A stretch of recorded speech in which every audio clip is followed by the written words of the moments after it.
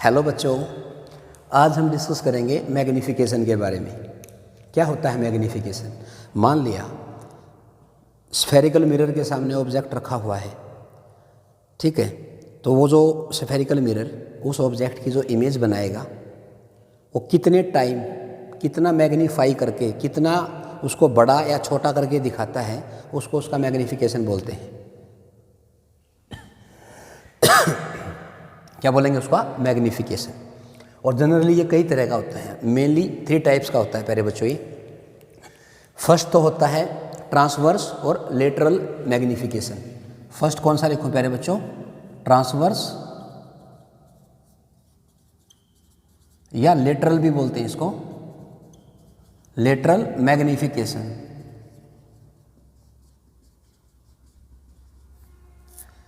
ठीक है सर, ये क्या होता है? इसको मैं अच्छे से ड्राइव करके दिखाऊंगा आपको, ठीक है। मान लिया प्यारे बच्चों, ये मेरे पास कोई स्फेरिकल मिरर है, ठीक है, कनकेव स्फेरिकल मिरर, और एक्स वाई इसका अपर्चर है जो कि बहुत स्मॉल है।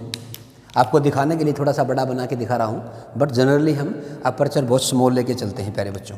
और ये मान लो इसका प्रिंसिपल एक्सिस है, ये मान लो पोल है, ये मान लो फोकस है, ये मान लो इसका सेंटर ऑफ कर्वेचर है सी। ठीक बात है।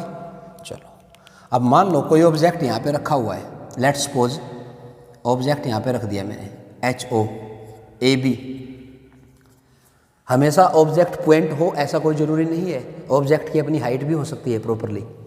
तो क्या होगा, मान लो एक रे ऐसे आई और यहाँ पे पोल पे टकराई ये, और इसने थीटा एंगल यहाँ पे सबटेंड कर दिया, तो ये ऐसे ही जाएगी प्यारे बच्चों थीटा एंगल के साथ।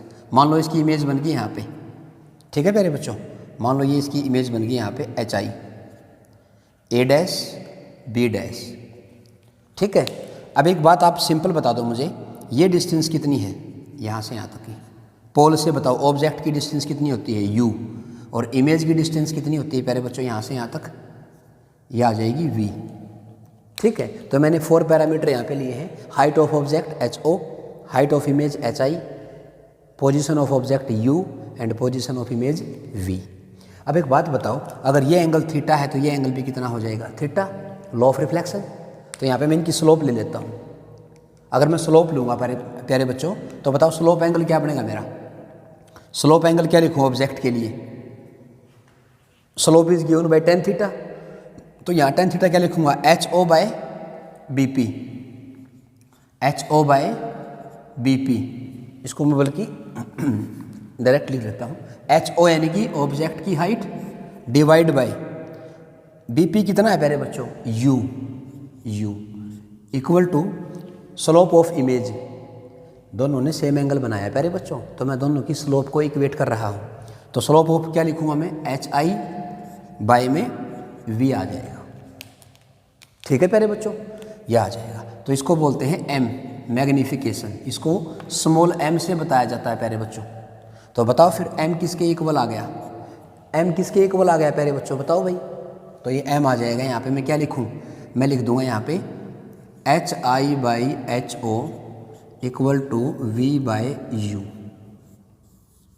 लेकिन मैंने अभी तक इसमें साइन कन्वेंशन यूज नहीं किया है, तो मैं क्या करूँगा अब? अकॉर्डिंग टू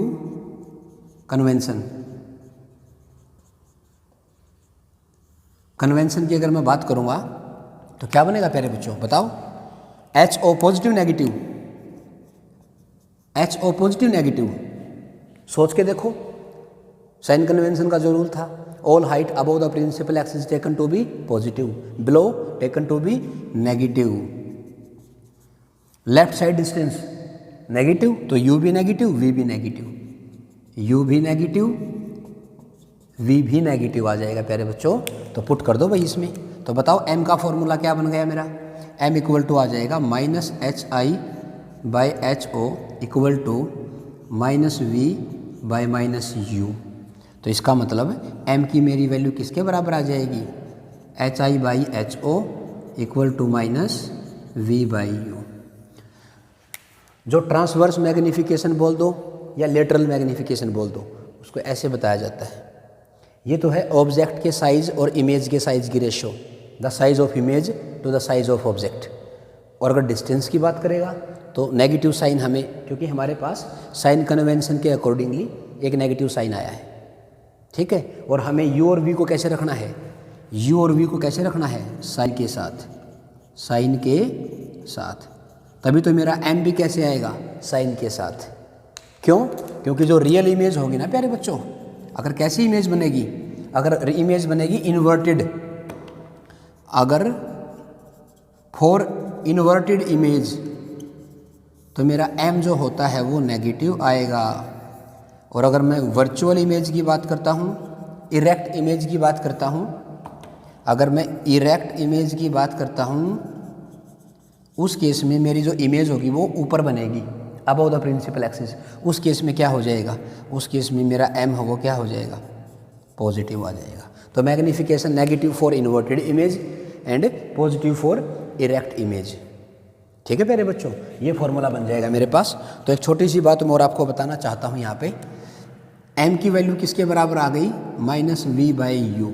अगर मैं इमेज और ऑब्जेक्ट डिस्टेंस की बात करता हूँ, v/u, और v की वैल्यू किसके इक्वल आई थी, मिरर फॉर्मूला से मैंने बताया था आपको। तो माइनस का साइन तो ऐसे रहेगा, यह आया था uf/, ये u ऐसे कैसा रहेगा, u - f, u से u कट जाएगा तो मेरी वैल्यू आ जाएगी प्यारे बच्चों यहाँ पे। बताओ क्या लिखूँ, मैं लिखूँगा नेगेटिव ऑफ f/u - f। और इन सभी वैल्यूज़ को कैसे रखना है मुझे, साइन के साथ। तभी मेरा m कैसे आएगा, साइन के साथ। इसको बोलते हैं प्यारे बच्चों ट्रांसवर्स और लेटरल मैग्निफिकेशन। मैं उम्मीद करता हूँ कि आपको बहुत अच्छे तरीके से ये समझ में आ गया। अगर आपको ये तरीका समझ में आता है तो प्लीज़ इस चैनल को ज़्यादा से ज़्यादा सब्सक्राइब ज़रूर कर दें प्यारे बच्चों, ठीक है। अब इसकी जो फर्दर टाइप बच गई है 2 और 3 वो डिस्कस कर लेता हूँ आपके साथ। एक होता है प्यारे बच्चों लॉन्गिट्यूडनल मैग्निफिकेशन। सर ये क्या होता है, उसमें ऑब्जेक्ट की अपनी एक हाइट होगी, सॉरी लेंथ होगी, length. Second is longitudinal magnification, longitudinal magnification, ML बोलते हैं इसको। सर ये कैसे आएगा, आपको बताना चाहूँगा। अगर ये मेरा कोई कनकेव स्फेरिकल मिरर है और ये अगर मेरी प्रिंसिपल एक्सिस है, ये फोकस है, ये सेंटर है और ये प्रिंसिपल एक्सिस है, ठीक है। मान लो ये ऑब्जेक्ट की हाइट है यहाँ पे, लेंथ है, सॉरी ये ऑब्जेक्ट की लेंथ है यहाँ पे, ये ऑब्जेक्ट है, ठीक है। तो इसने इमेज बना दी मान लो इधर ऐसे, ये मेरी इमेज की लेंथ है, लेंथ ऑफ इमेज, ये लेंथ ऑफ ऑब्जेक्ट, ठीक है। तो यहाँ पे जो मेरा फॉर्मूला बनेगा, मैं आपको डायरेक्ट फॉर्मूला बता रहा हूँ प्यारे बच्चों, क्योंकि अगर मैं 10th क्लास की बात करता हूँ तो 10th क्लास में इतना ज़्यादा इसमें यूज़ नहीं करते, डायरेक्ट फॉर्मूला यूज़ होता है, ठीक है। तो मैं बताऊँगा लॉन्गिट्यूडनल मैग्निफिकेशन इक्वल टू आएगा -m² के। ये m कौन सा है, ये m ये ट्रांसवर्स या लेटरल मैग्निफिकेशन है,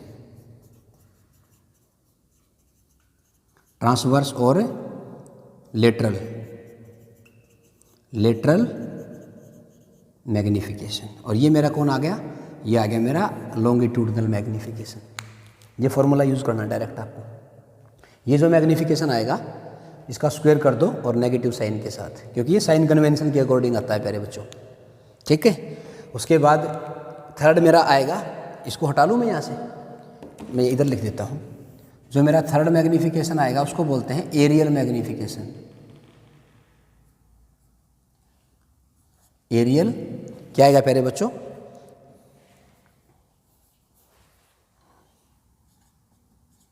areal magnification,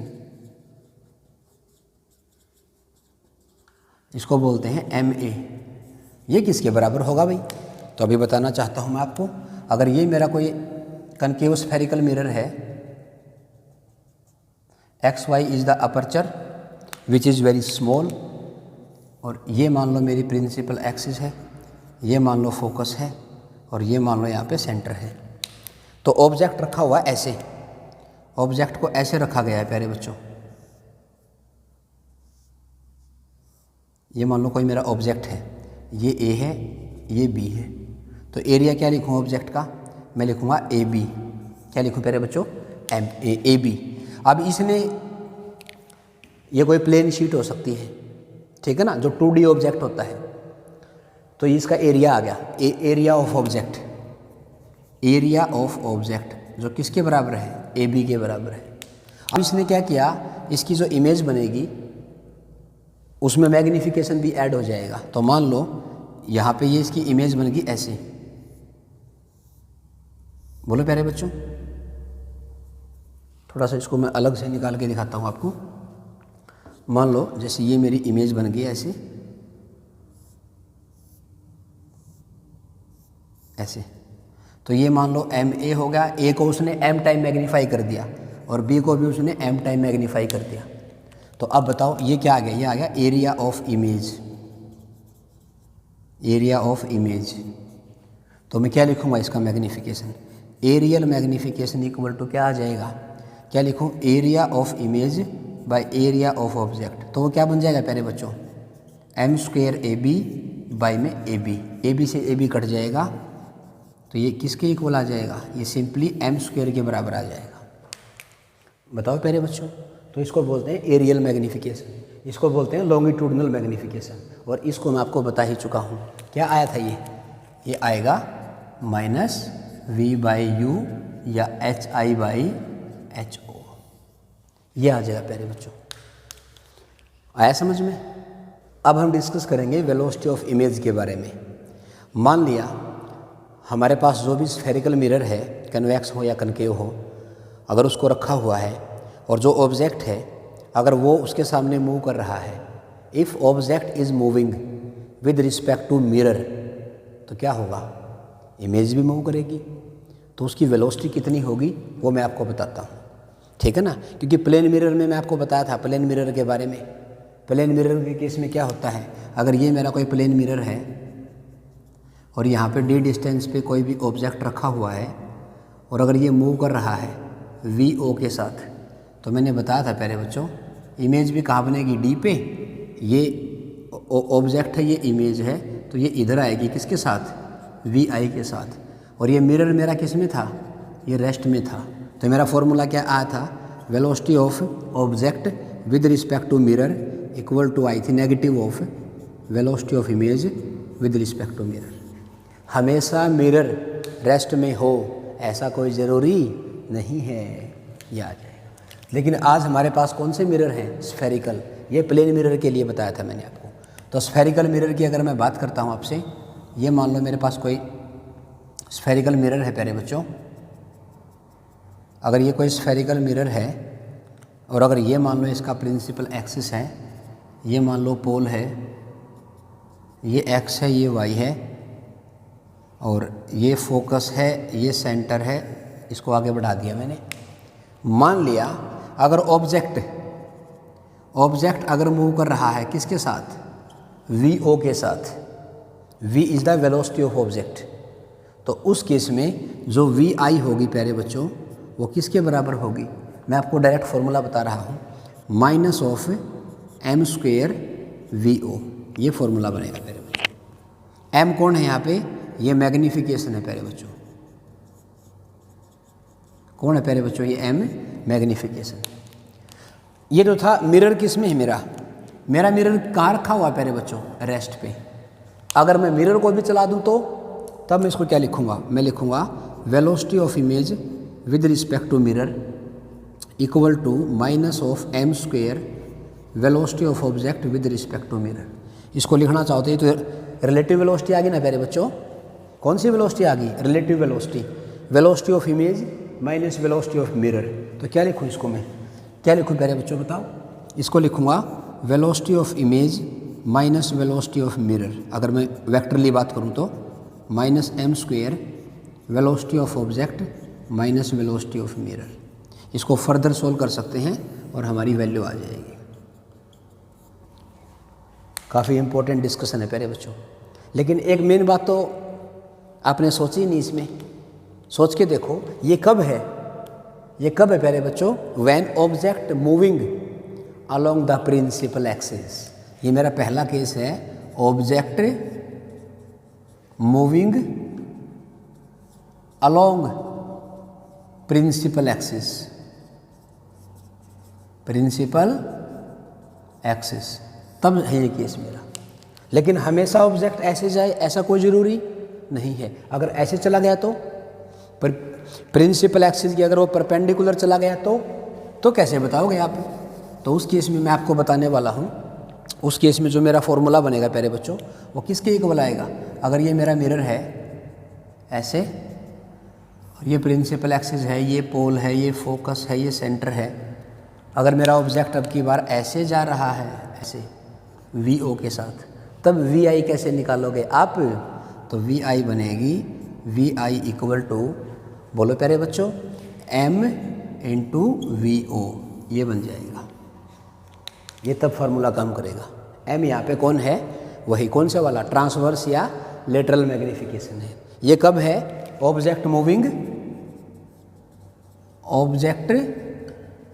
moving perpendicular to